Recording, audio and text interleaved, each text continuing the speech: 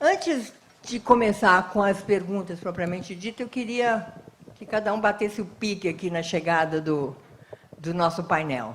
Quer começar, César? Com prazer. Boa noite a todos. Bem, em primeiro lugar, Sandra, muito obrigado aí pelo convite. Fiquei bastante honrado, e mais honrado ainda, não só o seu convite, mas por estar na companhia desses três cavaleiros aqui. Quando eu vi o convite, que me vi entre eles, fiquei realmente feliz. E queria fazer até uma pergunta para vocês aí. Quem viu aqui o Pelé jogar pessoalmente? Alguma vez? Muita gente viu o Pelé jogar. Quem viu o Pelé e Coutinho, uma dupla diária Pelé e Coutinho? E o ataque do Santos? Vocês lembram qual era o ataque do Santos? O ataque do Santos era Dorval, Mengalvio, Coutinho, Pelé e Pepe. Os três mais conhecidos, Coutinho, Pelé e Pepe. Quando eu vi o convite, eu pensei assim, eu estou me sentindo como o Dorval, como o Mengalvio, junto do Coutinho, Pelé e Pepe aqui. Não é? Quer dizer, era uma responsabilidade enorme quem jogava junto com o Pelé, com o Coutinho e com o Pepe. Então, a minha responsabilidade está aqui. Então, é isso que eu queria colocar. Estou feliz aqui, um sucesso enorme do seu livro que já tem. E acho que vai ser um bom bate-bola aqui de algumas ideias e experiências.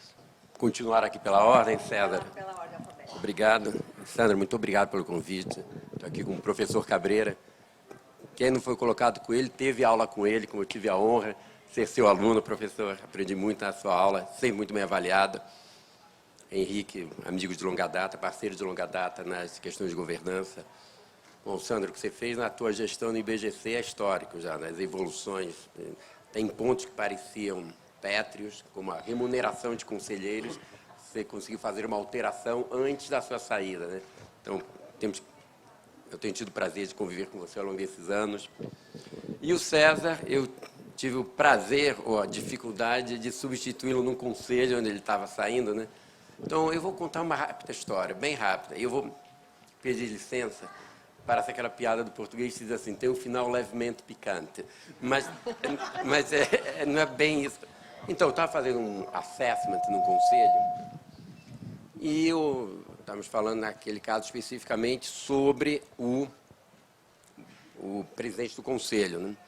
Então, nós estávamos pegando a opinião de um conselheiro estrangeiro, né, que falava sobre o presidente do conselho, que nesse aspecto era exatamente o oposto do César, né? Mas falou, olha, ele é muito bem formado, não é essa parte que é o oposto. Então, é muito bem formado, muito bem preparado, muito bem... The only thing is that he forgets to bring to the board meetings his balls. Says, what? E ele não era americano. Então, essa é uma característica que eu aprendi nos board assessments, comportamento determina a performance, de fato. Você é muito feliz no tema do seu livro, em toda a profundidade do seu livro. A boa notícia é, comportamento pode ser modificado, comportamento pode ser aprendido, feedback pode ser aprendido e dá para mudar comportamento. Um ano depois, nós voltamos àquele conselho com uma avaliação extraordinária daquele presidente do conselho de administração, porque ele tinha uma característica importante, ele ouvia, de novo, a questão do comportamento, que, aliás, você fala muito no seu livro, né? Mas é um prazer, Sandra, muito obrigado. Obrigada, eu. Queria dizer para o César que nesse time aí eu sou no máximo um gandula. Então é uma honra estar aqui com todos os colegas de painel e com a querida Sandra, que escreveu um livro que determina paradigma. Não conheço nada que trate o comportamental dessa forma. Eu me dedico a estudar esses aspectos comportamentais, embora seja um auditor, né, peço perdão. Eu me dedico, sim, a estudar esses aspectos comportamentais há muitos anos e considero absolutamente transcendental essa discussão, porque discutir esses aspectos comportamentais significa realmente empreender ou continuar empreendendo no aprimoramento das práticas de governança corporativa no Brasil de uma forma muito tangível. Então, boa noite a todos, os que eu não tive o prazer de abraçar. E é claro que isso é desnecessário falar da honra, é necessário falar do privilégio de estar aqui, mas me preocupa e acho que é extremamente interessante que a gente tenha esse espaço dentro de uma certa confidencialidade para falar desses problemas comportamentais dos quais não se falava até pouco tempo atrás. Não se falava porque eles não saíam de dentro da caixa preta. Por alguma razão, eles saíram, por alguma razão, alguém abriu a caixa preta. E hoje eu acho extremamente importante que os conselhos estejam discutindo os seus aspectos comportamentais com mais clareza, com mais abertura. Então, acho que é um privilégio a gente poder ter essa discussão com a plateia tão interessada e presente aqui. Muito obrigado. Bom, já que você deu a deixa, eu vou começar com você, então. E vamos falar de um assunto que, em conselho, é um assuntão, né? Que é a escolha do CEO, que é a escolha do presidente executivo das empresas. Mas, como eu tenho aqui várias pessoas que convivem com empresas familiares, o tempero, o molho fica muito mais apimentado, Fernando, quando a gente está escolhendo o CEO numa empresa familiar, não é mesmo, Marcelo? Principalmente quando entre os candidatos, ou o candidato óbvio é da família. Então, conta para a gente histórias onde as questões comportamentais foram fundamentais nesse processo. Acho que você marcou bem, Sandra, que a complexidade da sucessão numa sociedade familiar. O que é triste para a gente olhar hoje é que vocês pegam a lista das nossas maiores empresas, e eu vou dar, minha observação, não fiz pesquisa nenhuma, só olhei a última lista de Época Negócios e a última lista de Exame. Menos de 20% dessas empresas formaram seus sucessores. Menos de, quer dizer, eu estou falando das 500 maiores, menos de 20, na minha observação, um olhar privilegiado de estar acompanhando isso há um certo tempo, né? Não formaram, não conseguiram formar seus sucessores. Consequentemente, essa tensão na hora da sucessão, e os casos são piores quando, primeiro, é a sucessão do presidente fundador. Essa eu diria que a gente põe aqui do lado mais crítico e mais tenso. E quando é o segundo, da segunda geração, mas onde a família olha e diz assim, não tem ninguém da terceira geração, essa também é super tensa, porque você tirar um CEO acionista para substituí-lo por um CEO profissional, a equivalência é assim, você tira um CEO que tem uma Montblanc dourada e entrega uma bique mordida na ponta para o CEO executivo que não é da família. Então, é uma transição complicadíssima, porque ela não se faz apenas no entorno da sociedade em si, mas ela se faz no entorno da família, onde vários dão palpites. E a parte emocional mais complicada é a parte emocional que vem das relações, não das relações adultas, mas das relações enquanto infantis, enquanto crianças dessa estrutura familiar. Só para você ver onde vai a emoção, na escolha de um sucessor, que eu acompanhei muito de perto, havia um irmão que não concordava de maneira nenhuma. Eu fui conversar à parte com ele e ele disse assim, não posso concordar. ele é um destruidor. Eu falei, como destruidor? Pisou no meu caminhãozinho, que eu demorei 6 meses para fazer, quando nós tínhamos 5 anos.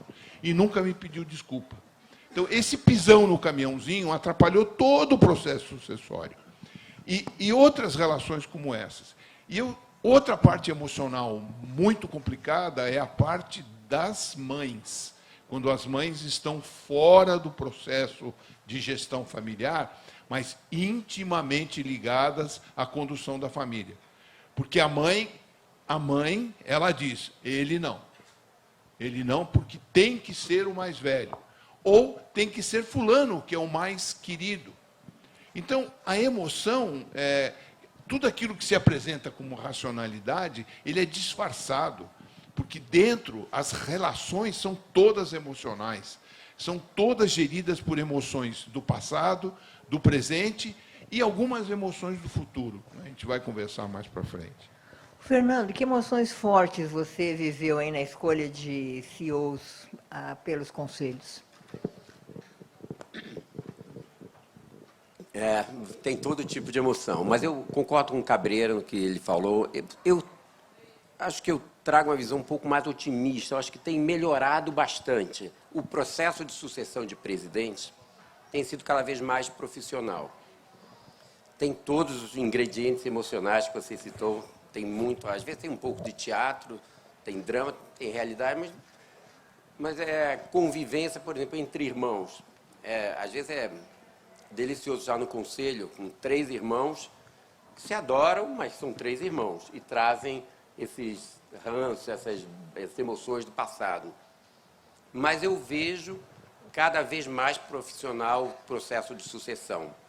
Se nós olharmos na realidade, por exemplo, das empresas americanas, hoje, nas maiores empresas americanas, mais da metade das sucessões são conduzidas internamente. A nossa própria experiência diz que se a empresa vai bem, busque um sucessor interno, normalmente. Se precisa de um turnaround, é mais razoável trazer alguém de fora. A emoção, muitas vezes, surge também do ex-presidente, uma possibilidade adicional, que se torna o presidente do conselho de administração e que ele usa a sua própria barra e suas próprias qualidades para buscar um sucessor. Isso acontece com alguma frequência, quando ele não precisa ser um espelho dele. Muitas vezes é alguém oposto a ele. Então, tem que entrar um pouco de racionalidade nessa discussão, mas tem que entender que é comportamento humano. Substituir o dono, como você falou, é muito difícil. Alguém falou, né, que o melhor tipo de governo que tem é quando um país é governado por um déspota esclarecido. O problema é saber quem é esclarecido, né, nessa discussão, né, essa qualificação do déspota. Né. Mas eu vejo mais racionalidade, Sandra. Eu vejo as empresas recorrerem mais a terceiros como você. Você já ajudou em várias sucessões na discussão de tirar essa emoção. E, às vezes, acho que um terceiro como você ajuda bastante em tirar essa emoção da sala, ter a conversa que você faz, Cabreira, individual. Não, vamos falar sobre esse caso aqui, não é esse presidente. Mas eu vejo até isso mais na sucessão do presidente que se tornou o presidente do Conselho de Administração e tem que buscar o seu sucessor lá dentro. Eu vejo até mais dificuldade, às vezes, do que numa empresa familiar. Essa relação do conselho com os executivos é uma relação delicada. César, você tem sido testemunha dessa relação dedicada. Conta essas situações onde o comportamento joga um papel importante. Com certeza, mas eu queria só especular também um pouquinho aqui sobre esse tema, porque esse tema é palpitante, não é?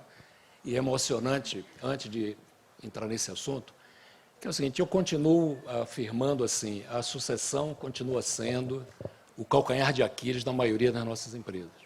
Continua sendo o calcanhar de Aquiles. É o grande problema. Não só nível de conselho ou de presidente do seu, em todos os níveis. Várias das empresas que eu tenho trabalhado, esse tem sido assim, a maior limitação.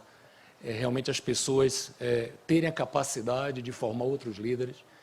As pessoas ainda pensam que liderança é formar seguidores e não formar outros líderes.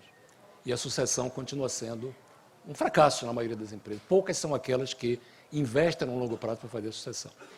O Cabreira falou, né, de irmãos, empresa familiar. a sucessão e falou assim, tem um primogênito, o mais velho, e quando é ele ou não é.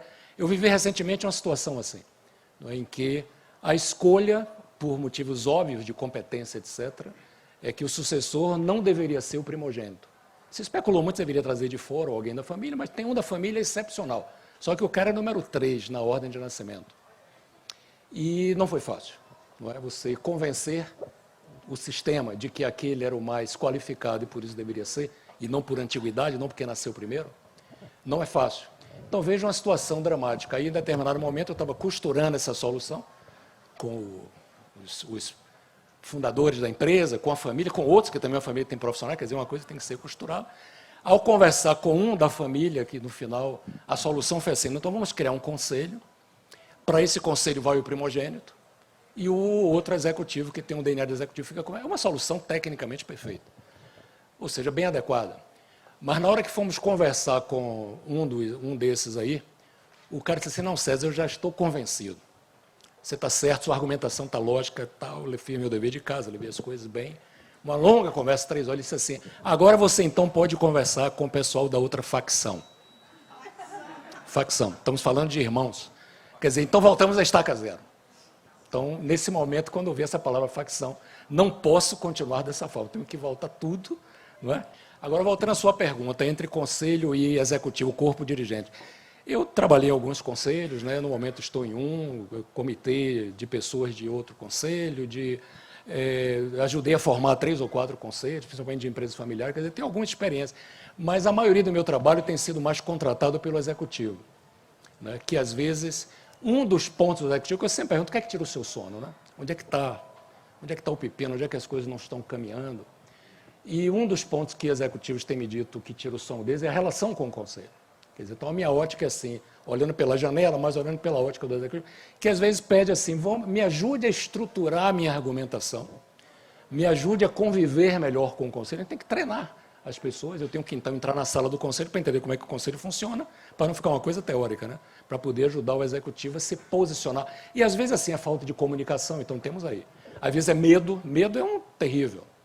Você já entra numa reunião com medo, numa reunião de conselho é complexo, às vezes é a incapacidade de vender o seu peixe, precisa ser treinado, às vezes é um posicionamento claro, mas eu tenho descoberto algumas coisas que são assim, 2 coisas para mim são bastante relevantes. Temos um problema de perspectiva. O dirigente, normalmente, tem uma perspectiva do curto prazo, do resultado, é cobrado por isso, e temos um sistema de bônus na maioria das nossas empresas que é pervertido, que induz, muitas vezes, dirigentes a propor determinadas coisas, porque está condicionado por um sistema de bônus. E tem uma visão mais de curto prazo. Enquanto que o Conselho, naturalmente, tem uma visão mais da longevidade ou da perpetuidade das empresas. E o cara tem mais de sobrevivência e de crescimento. Se você olhar sobrevivência, crescimento e a longevidade, é mais ou menos assim que a gente divide. Então, tem essa diferente percepção. E óbvio que percepção é que condiciona os comportamentos. Você tem percepções diferentes, você tem comportamento diferente. Então, sempre tem essa tensão entre o conselho e os dirigentes, por essa ótica. E a segunda tensão que eu percebo com clareza diz respeito a uma palavra mágica chamada propósito. Qual o propósito da empresa? Eu sempre pergunto isso, é a minha primeira conversa com os dirigentes ou com o conselho. Qual o propósito? Qual é o seu negócio? E aí os dirigentes sempre respondem assim, eles respondem muito vinculados ao produto ou ao serviço. Meu negócio não quero entrar, fabricar automóveis, que aí automotivo eu não estou pegando ninguém. Meu negócio é fabricar pneus, meu negócio é ou o serviço ou o produto. Ele está muito vinculado ao negócio. Enquanto que o conselho, principalmente quando tem conselheiros externos, que tem experiência maior, mais ampla, em outro tipo de empresa, o conselho não entra nessa discussão do negócio como o produto. O conselho entra mais numa visão, a visão de propósito é outra. Então, não é só o produto, o negócio tem uma visão diferente. E aí tem um conflito enorme entre essas percepções. Quer dizer, eu detecto essas 2 coisas como as mais relevantes, além das idiosincrasias comportamentais, de medo, não sabe falar em público, não se impõe, não sabe vender seu peixe, não tem uma boa inteligência emocional para saber viver um momento de pressão. Eu detecto que a visão de curto prazo dos dirigentes, vis-à-vis a visão de longo prazo, do conselho que é natural. E a visão de que o propósito da empresa é um produto, e a visão de que não é um produto, é muito, mas vai muito além do produto, o propósito e o significado, são duas coisas que elevam bastante o nível de tensão nesses trabalhos com conselhos. A propósito disso, até recomendo que vocês prestem atenção, no início do capítulo 7, tem uma recomendação simples de fazer de Mervyn King, aquele sul-africano, que ele sugere que o conselho pegue um pedaço de papel e cada um escreva. Qual é o propósito? Qual é duas coisas que a gente quer fazer? Quais são duas coisas que a gente não quer fazer? Um exercício sem muito fogos de artifício, tão simples, mas que é capaz de alinhar o que ele chama de mente coletiva do conselho. Ou de deixar claro de que, às vezes, você tem 7 pessoas escrevendo a sua visão de propósito num pedacinho de papel e parece que eles trabalham em 3 ou 4 empresas diferentes. Diferentes. Henrique, eu ia te fazer uma pergunta, mas você quer comentar essa, né? Eu queria embarcar nessa do Cabreira mencionou, da dificuldade que é suceder um fundador, né? Então, eu tenho uma historinha curta que eu prestava serviço para uma grande empresa brasileira, uma das 20 maiores empresas do Brasil, que tinha um acionista fundador, que era o presidente da empresa, e que era uma pessoa ícone no setor, muito conhecida, e que tinha 25% do capital detido por 2 ou 3 fundos que estavam pressionando a ele para que definisse uma certa escala de sucessão. E era uma empresa com 3 vice-presidentes. Ele me chama para almoçar e disse: senhor Henrique, é o seguinte, eu tenho 3 vice-presidentes. Os conselheiros, os acionistas estão me pressionando para determinar uma escala de sucessão. Eu tenho 3 vice-presidentes. Um vice-presidente está fora de linha, um cara muito técnico. Tal. O segundo, Cicrano, ele adora clientes, mas tem horror de empregado. E o terceiro, Beltrano, adora empregado, tem horror de cliente. O que eu faço? Aí eu dei a resposta que ele queria dar, absolutamente empática. Fica o senhor mesmo. Aí ficou. Henrique, ainda com você, vamos falar um pouquinho de estratégia. Às vezes a gente observa, né, escolhas completamente equivocadas, que a gente não sabe dizer se o processo de discussão foi equivocado e deixou coisas para fora, ou se você teve um líder forte, que é o que a gente cobre bastante no livro, que acabou induzindo ou conduzindo a discussão. O que você tem visto? Bem, o que acontece é o seguinte, eu já estou um pouco cansado de ver escolhas de pessoas, até porque são pessoas, né, com critérios tremendamente objetivos, do tipo graduado em Princeton, com mestrado em Harvard, com doutorado em Kellogg, com pós-doutorado em Cambridge. 15 anos de marketing, 15 anos de estratégia, que seja. Quer dizer, aquela receita de bolo, e na segunda reunião do conselho, ou do grupamento que for, essa pessoa ela não tem noção dos seus limites, ela não deixa ninguém falar, ela é dona da verdade, ou ela é extremamente retraída e não consegue conduzir qualquer tipo de conselho, etc. Então, cada vez mais eu estou vendo que os profissionais são envolvidos. No Brasil, somente 15% das posições de conselho são preenchidas com auxílio de técnico, né? Só 15%. Mas eu estou vendo essa coisa crescer, porque o que importa realmente nesses grupamentos é o comportamental. Porque esses critérios objetivos você tica tranquilamente, não tem problema nenhum em fazer isso. Mas os critérios comportamentais é que vão realmente garantir o sucesso na discussão dos diversos temas estratégicos ou não de um conselho. Eu já tive caso, por exemplo, presidia um conselho em que tinha um componente, um conselheiro que vinha de uma experiência enorme naquela tipo de entidade, era um ícone também naquilo, e não aceitava que ninguém tivesse razão, era o dono da verdade. Só ele falava, não aceitava a verdade de ninguém, não era um ser empático, né? Então, eu costumo dizer que, no meu aprendizado de vida, pelo menos, sem ser psicólogo, eu acho que tem 6 ou 7 atributos da inteligência emocional, da inteligência social, que são absolutamente fundamentais para 2 ou mais pessoas lidarem, né? Que são pragmatismo, coragem de se posicionar, de advogar aquilo que entende que é certo, curiosidade, né? Coragem de fazer uma pergunta no momento adequado. Dou sempre o exemplo também que eu dei hoje de manhã lá no IBGC do Rio, que uma grande empresa que sofreu muito na crise de 2008, tinha um caso de derivativos. Se tivesse diversidade no conselho, e não somente experts financeiros, né, tivesse ali um professor de biologia que diria: o que é derivativo mesmo? Então, aquela pergunta certa, né, certeira e que pode tirar um problema da frente. Então, pragmatismo, empatia, né, aquela capacidade que você tem de poder se colocar no lugar do outro, entender as razões do outro, porque no momento que a grande inimiga das guerras, a grande inimiga dos conflitos é a empatia, né? Então, adaptabilidade, capacidade de inovar. Então, tem alguns desses atributos que eu considero fundamentais no desenvolvimento das relações em qualquer tipo de grupamento. A gente vai voltar ainda para a estratégia já, mas eu queria passar de novo na questão da relação entre conselhos e executivos, né?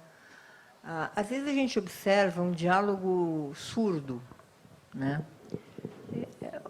O que você tem testemunhado nessa dinâmica, Cabreira, entre conselho e executivos, e por que tantas vezes essa relação não se dá como deveria, né? Eu brinco com o conceito de que, para fazer estratégia, por exemplo, né, o conselho e executivos devem dançar um tango. Veja que não é uma dança suave, é uma dança brusca, né? Mas que requer uma afinidade perfeita para ninguém pisar no pé do outro. E o que a gente vê normalmente é só um tapa na cara, que às vezes pode finalizar o tango, né? O que acontece? Primeiro, deixa eu pôr o meu chapéu acadêmico e lembrar vocês o seguinte.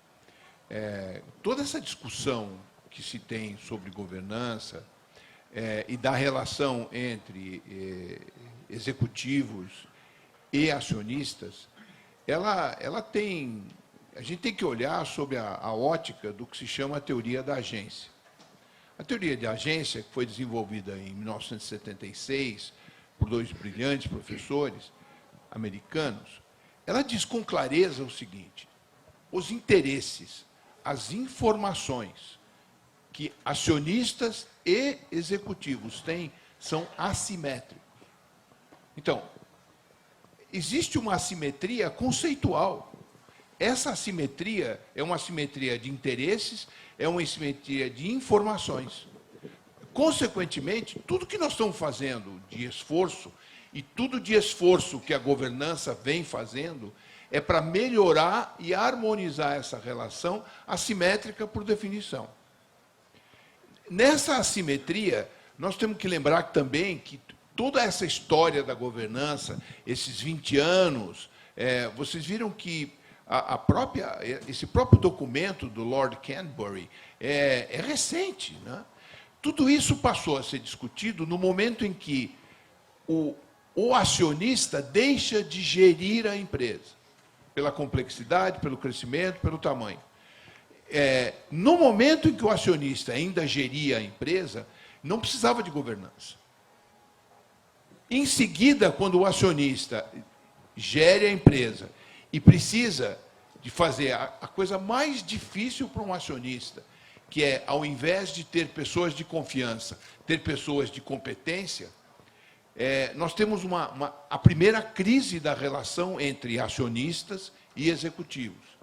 E mais tarde, essa crise aumenta quando, ao invés de ter um interlocutor, como vários CEOs me dizem, Cabreira, era tão fácil.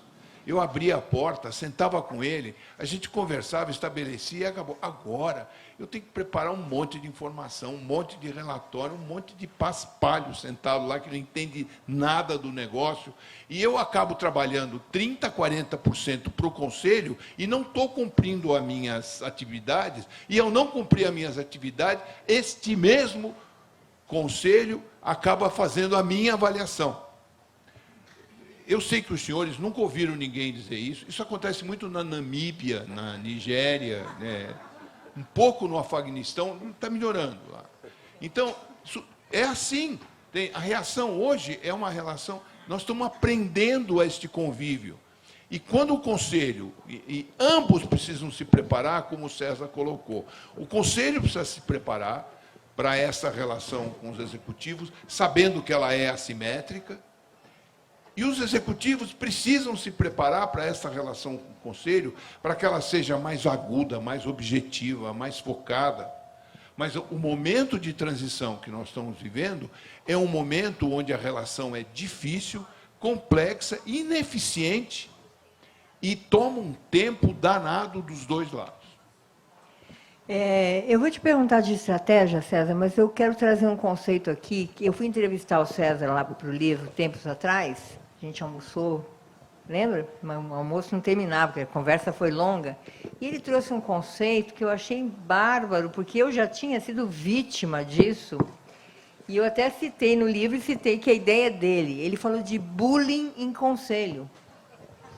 Como eu já fui vítima de bullying em conselho, César, conta como é que é o bullying em conselho. Você também já foi vítima? Conta como é que é. Nunca fui vítima, mas já testemunhei. Não é? O bullying em conselho, que assim, normalmente é um conselheiro que não é do ramo, é um conselheiro externo, o cara vê um jurídico, ou finanças, ou o que seja, não é do ramo, ou um mais jovem, ou um mais novo, o recém-conselheiro, o recém-entrado. Não é? E uma série de inibições que eu vi assim, de tipo de anestesiar. Às vezes o cara tentar expor, ou a cara, né? Um caso mesmo que eu presenciei com uma mulher, que além de tudo isso, dela ser mais jovem, não ser do ramo e tudo, ainda era mulher num conselho com 9 homens. Em que, inclusive, eu fui responsável por eles terem buscado essa mulher, porque eu fiz uma pergunta, no primeiro dia que eu entrei na reunião, fiz uma pergunta, qual é o percentual de mulheres que são clientes de vocês? Aí um começou a olhar para o outro, e eu já tinha feito meu dever de casa, eu sabia que era 42% de clientes do ano anterior, 42% eram consumidoras mulheres. Então, se temos 9 conselheiros, pelo menos 3 deveriam ser mulheres. E foi assim na testa, primeiro dia de... Talvez perca até o meu contrato como consultor dessa empresa, mas tinha que dizer aquilo que saltou aos olhos. Né? Então, eles tomaram a decisão e contrataram uma mulher. Imediatamente, 3 meses depois, trouxeram uma mulher. E, como eu estava presente nessa primeira reunião, eu acompanhava isso e eu vi a vitimização do bullying acontecer ali. Ou seja, de como é mulher, como não é do ramo, ela era de... Não, e a mais nova e a recém-entrada, né? Então, tentando menosprezar ou minimizar as opiniões dela. E ficou bastante incomodado, mas como ela era uma mulher bastante forte, soube se colocar e se posicionar de uma forma assertiva, e esse é outro comportamento muito importante em conselho, não é ouvir apenas o que a maioria quer, o que o acionista quer, etc., mas é se posicionar com clareza e assertividade. Então, ela conseguiu e foi conquistando o espaço. Não é? E depois trouxe mais outras 2 mulheres, que eu fiquei bastante feliz. Não vou entrar mais em detalhe, porque senão alguém aqui já vai estar pescando qual é essa empresa. Mas esse é o conceito do bullying que eu queria falar. Eu queria saber, aqui na nossa audiência hoje, que está me deixando cheia de alegria de ver tanta gente da minha história de vida aí, de tantos anos, quantas mulheres aqui são conselheiras de administração? Opa! Que maravilha, hein? Mesmo assim, repare a quantidade de gente que tem aqui. Agora, quantos são conselheiros de administração? Vamos ver. Reparem que ainda são poucas, né? Tem uma pessoa que é apaixonada por esse tema aqui, se não falar, vai começar a se coçar já, né, Fernando? Então, fala. É verdade. Esse é um belo tema. A boa notícia é que está melhorando, a má notícia é que melhora muito devagar. A Leila estava há pouco falando comigo, né? Ela falou que ia me perguntar, então eu vou responder logo. Será que não, você ia me perguntar mesmo? Nós terminamos a nossa pesquisa agora o número de mulheres em conselho, considerando nível 1 e nível 2 do novo mercado, 176 empresas hoje, que são as de melhor governança, em teoria. O número evoluiu. Há 2 anos era 7,3%, não, minto, 7,3%, e esse ano 8,2% de mulheres em conselho, nesses níveis. Mas tem uma pegadinha. Parece que melhorou, está 1 ponto percentual, excelente. Tira as suplentes. 5,5, 5,5, 5,5. Muda nada. Então, está evoluindo muito lentamente. Nós defendemos, eu pessoalmente defendo cotas. Essa é uma outra discussão, mas que mudam o comportamento no Conselho de fato. Eu vi o Moacir, da Natura aqui, mas está ali. O Moacir é testemunha disso, trabalhou diretamente nisso, né? A Natura teve a coragem, né, de levar mulheres para o seu conselho, né? E mudaram a dinâmica significativamente lá dentro, contribuíram, faz todo sentido, aliás, o Moacir foi um grande parceiro nisso, né? Está evoluindo muito lentamente. O Alexandre Silva fala, no seu livro, dos machos alfa, a questão do bullying, não? Tem muito disso.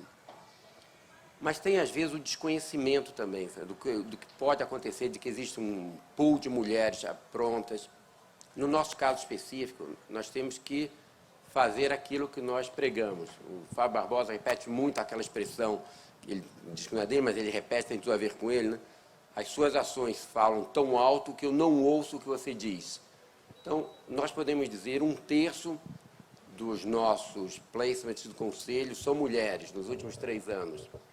Aqui no Brasil, não estou falando dos Estados Unidos, estou falando aqui no Brasil especificamente. Então, tem que mudar, muda a dinâmica do Conselho. Nós não podemos dizer, na nossa experiência, que mude, por exemplo, a eficiência da empresa. Não dá tempo de dizermos isso. Mas muda o comportamento do Conselho. Com certeza. A educação muda imediatamente.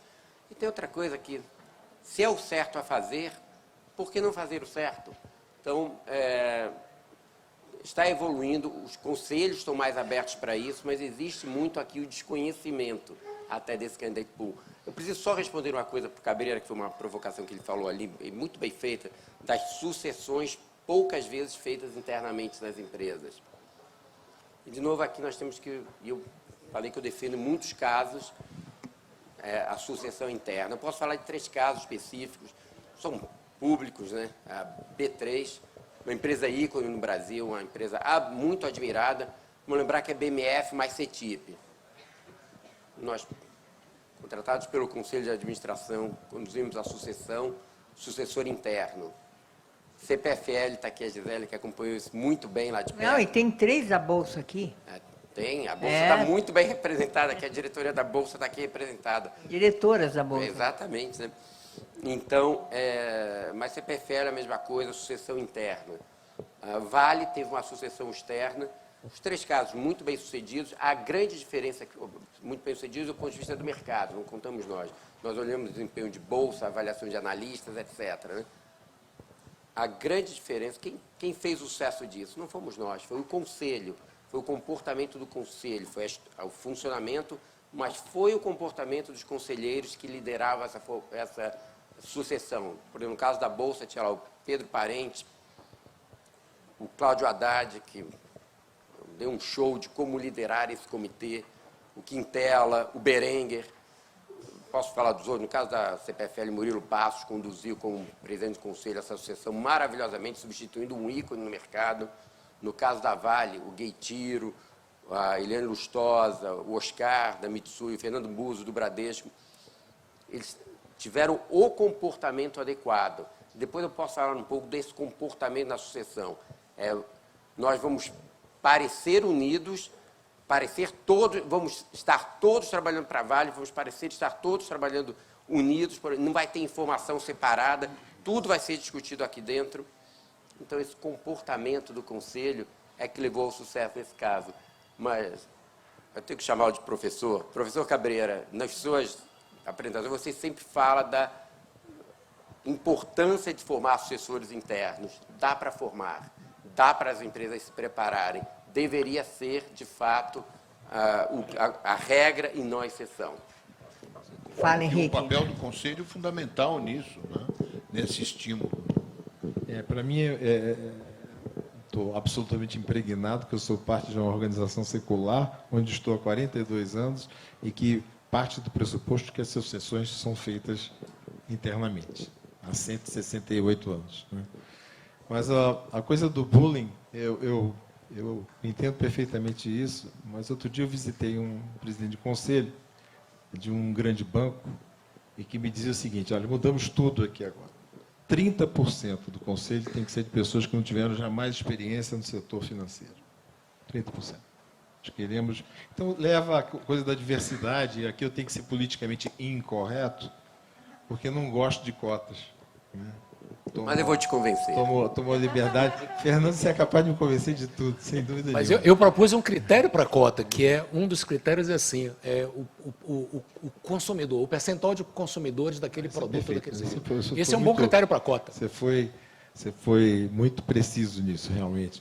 Não, eu não gosto de cotas, mas ninguém advoga a diversidade mais do que eu. Pode advogar igual. Eu tenho 3 filhas, todos os conselhos e diretorias executivas que eu presidi, eu levei mulheres pela primeira vez, inclusive, uma delas com 80 anos de existência, eu nunca tinha tido uma mulher, então eu tenho uma consciência absolutamente tranquila, mas eu não procurei a mulher, eu procurei a diversidade de experiência, a diversidade de pensamento, né? Que pode estar refletido na mulher, como pode estar refletido em outras diversidades, mas o que eu quero é o talento.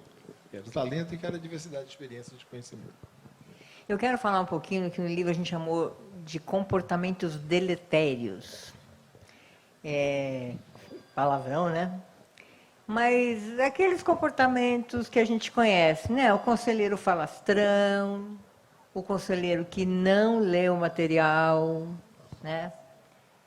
O conselheiro que não é falastrão, mas não escuta, porque não se envolve, e tem vários casos. Eu queria começar com vocês dois, Fernando e Cabreira, que tem uma vivência grande de avaliação de conselho, para vocês trazerem histórias vividas desses comportamentos em conselhos e em situações onde a coisa mudou, a coisa funcionou depois, justamente por causa do processo de avaliação de conselho. Realmente, a gente tem que olhar com um certo otimismo que o fato dos conselheiros se disporem a um processo de avaliação tem trazido mudanças de comportamento e mudanças de comportamento no individual e no coletivo.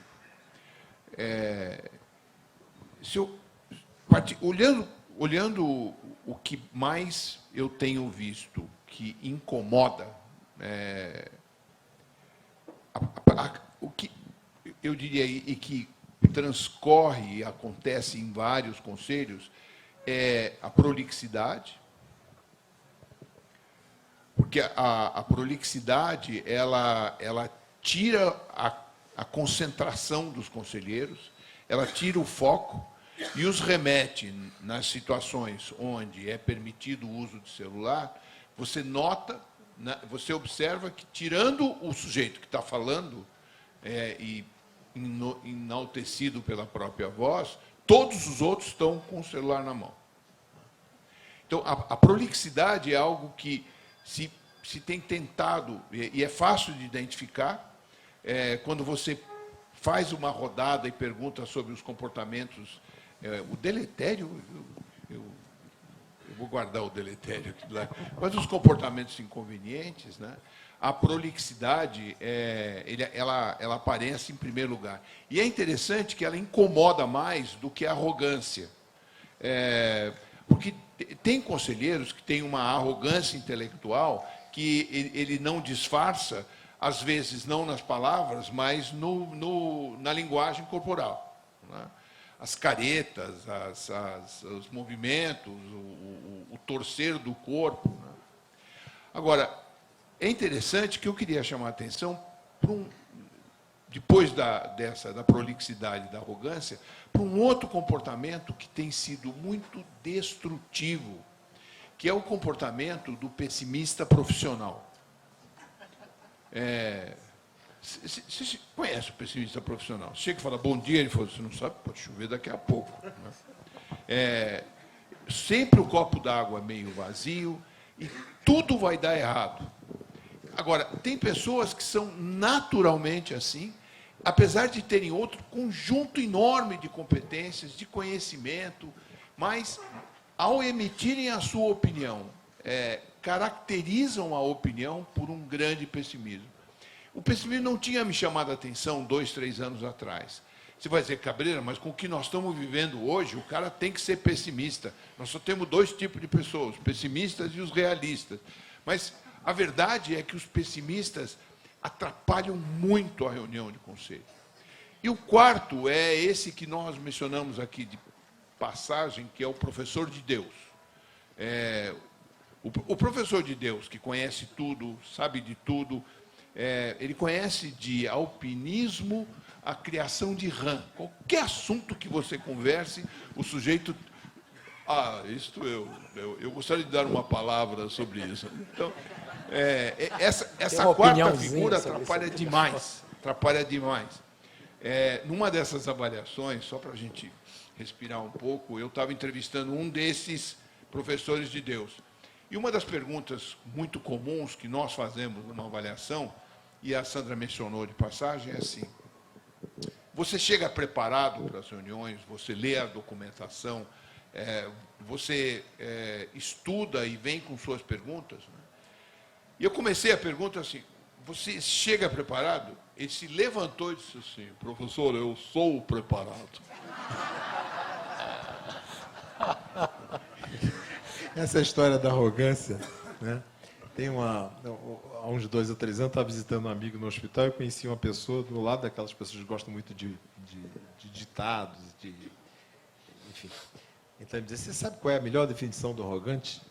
Arrogante é um clamor que vem de dentro de si próprio, dizendo: você é um nada. Ato contínuo, né? Você cria uma muralha em volta de você para impedir que o mundo veja o como nada você é. E o nome dessa muralha é arrogância. Então, portanto, por trás de todo arrogante tem um inseguro. Fernando, conta aí dos comportamentos. Eu acho que o comportamento destrutivo no conselho, talvez mais difícil de detectar, não seja o explícito, não seja a arrogância, não seja... Tem gente que se emociona com a própria voz. Nós já tivemos presidentes da República que falavam e se emocionavam com a própria voz.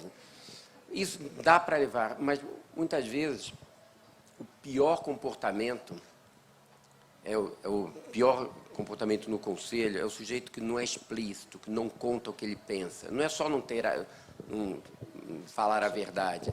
Ele não tem, de fato, a boa intenção naquele conselho. Ele não está ali servindo aquela empresa. Ele parece estar servindo aquela empresa, mas ele está servindo as suas próprias intenções. Ele repete o discurso de ética, mas cada vez que ele tem uma oportunidade de colocar isso à prova, ele não faz. Eu não posso deixar de citar aqui, dentro dessa audiência, um Marcelo Silva, né? Também ex-auditor, né? Mas era de um concorrente, né? Menos gabaritado que a Price. Precisa contar os problemas dele. Mas o Marcelo, muito antes de ser presidente de empresa de muito sucesso, ele, como diretor financeiro, ele já falava de ética o tempo todo, mas ele seguia isso o tempo todo, era o comportamento dele que determinava isso. No conselho de administração, então, tem, às vezes, aquele elemento que você não consegue ler, você não consegue saber o que ele pensa, você não consegue saber a linha de atuação. Esse é mais difícil de mudar. Numa avaliação de conselho, quando você vê o falastrão, muitas vezes, quando ele recebe um feedback direto, construtivo, mas muito direto, olha, as pessoas gostam do que você fala, mas você não precisa falar o tempo todo. Tem uma forma educada de dizer isso. Fale menos, vai ser bom para você, vai ser bom para todos. Normalmente as pessoas reagem muito positivamente. O mal-intencionado, e existe essa pessoa no conselho, esse tem que ser identificado e tem que ser retirado. Muitas vezes é essa pessoa que quebra as regras de gabinete. É essa pessoa que vaza aquela reunião super delicada, aquele assunto para o jornal. Esse é o pior comportamento. E tem ciência, mas tem arte para identificar quem são esses comportamentos. É difícil, mas esse, para mim, é o pior comportamento que pode ser encontrado no conselho, até porque é tão difícil de detectar. Tem outra história muito interessante para falar sobre o Marcelo depois, na questão de sucessão. Não vou resistir. Então fala que nós estamos chegando no final, mas você falar agora. Rapidamente. Eu perguntei para o Marcelo, na sucessão de uma empresa familiar, de um determinado ramo, né, onde os grandes ícones eram os fundadores. Eu perguntei para ele, quem pode ocupar essa posição nessa empresa? Ele falou, olha, se você falar para os fundadores, um vai indicar o seu concorrente vai indicar a ele. Então, você fora da família não tem absolutamente ninguém. Mas arrumamos uma boa solução depois, né? Sabe que, sobre avaliação de conselho, eu tenho até duas histórias positivas de pessoas que mudaram a sua atitude, o seu comportamento, com muita disciplina, depois do processo de avaliação de conselho. Num caso em particular, era um conselheiro muito bem apreciado pelos seus colegas, que reconheciam nele uma série de competências muito positivas. Aliás, entre todos os avaliados, ele estava lá no topo, mas quase que sem exceção, a coisa dele falar demais veio à tona. Ele leu, né, ele teve o feedback disso, cada um recebeu o seu relatório individual, ele tomou conhecimento disso e passou a fazer um exercício cotidiano. Às vezes a gente interrompia a frase na metade, assim. Não, acho que eu não vou falar sobre esse assunto. Então, os pais começaram a ver o esforço dele. E outro caso que eu conto é de conselheiro que começou a fazer coaching por causa do feedback do conselho. Então, assim, o aspecto comportamental, desde que você coloque luz na questão, as pessoas aproveitam, e mesmo estes senhores e senhoras tão experientes se valem dessa ferramenta que é preciosíssima de ter um feedback para poder, inclusive, melhorar. Eu ficaria aqui a noite inteira conversando com eles, mas a gente cumpre hora, a gente prometeu que ia durar 1 hora esse painel, temos que encerrar. Então, que tal a gente encerrar com uma frase bem sintética de cada um, para a gente fazer um fecho de ouro aqui, do que a gente leva para casa? Pegando no que o Cabreira falou, que um dos piores comportamentos é o pessimismo, eu realmente me defronto muito com isso. Eu gostaria de concluir dizendo o seguinte: se a crise bater na sua porta, não abra não, porque ela é capaz de entrar. Obrigado. Quem vai de segundo? Eu vou. Eu queria só recomendar a leitura mais ávida que pode existir do livro da Sandra, porque eu aprendi enormemente com os vieses que ela muito bem elencou e com as respostas que se pode dar para esses vieses. Então, eu acho que foi uma grande contribuição, está sendo uma grande contribuição para o aprimoramento das práticas de governança corporativa no Brasil. E, portanto, todos devemos estudar com afinco.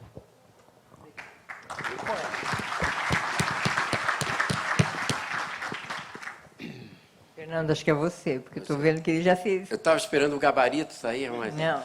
Mas muito bem. O que eu diria é sempre de procurar fazer a coisa certa. Não importa o resultado, não fique pensando no endgame, se vai melhorar o desempenho. Faça a coisa certa sempre, apenas porque é a coisa certa para fazer. O resultado vem depois.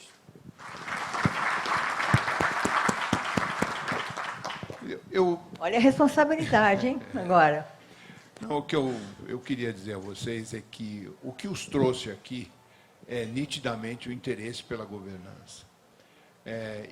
O que eu quero é estimulá-los a continuar esse interesse pela governança. Estudar, compartilhar, ajudar as empresas que estão construindo conselhos, que estão escolhendo conselheiros, melhorando o seu preparo, porque a governança é uma solução enorme para os problemas de complexidade que as empresas estão enfrentando, principalmente nesse cenário que vai passar, vai demorar um pouco, mas eu recebi uma bronca de um grande amigo meu, porque eu estava me queixando muito, e o Mário Sérgio Cortella disse assim: Cabreira, para de falar que nós estamos no cúmulo da corrupção, nós estamos no começo da limpeza. E eu acho que nesse começo da limpeza a governança vai ajudar muito. Eu os convido a continuarem nessa missão de divulgar a governança, de conversar, de estudar e de participar ativamente, sempre que você puder, ajudando à sua volta. Olha, eu quero dizer que eu parei aqui uma hora para tirar foto, porque eu não resisti de ver essa presença aqui de todos vocês. Vocês não têm ideia de como isso toca o meu coração, de ver a presença de todos vocês aqui. Gente com quem eu já trabalhei, executivos que tiveram aí embates interessantes com o conselho, conselheiros, conselheiras, pessoas da história da minha vida que me dão essa alegria de estar aqui testemunhando mais esse momento da minha vida. E para dizer que eu acho que o que nos move é a paixão, né? E eu não tenho dúvida que o que me moveu a fazer esse livro, o que me moveu a me envolver por 22 anos com governança corporativa é a paixão. E eu tenho certeza que a paixão, que é efetivamente vista no comportamento da gente, pode fazer transformações fabulosas. Então, eu não tenho dúvida que uma turma como essa pode fazer uma transformação enorme nesse país. E esse nosso país precisa da gente. Então, vamos nessa. Eu agradeço a presença dos 4 que eu prometi, vocês viram que entregaram realmente essa visão super privilegiada dos conselhos. Em nome da Price, eu convido vocês a permanecerem aqui para o coquetel. Eu vou assinar o livro de quem quiser. E, mais uma vez, obrigada de coração pela presença de vocês. E de vocês.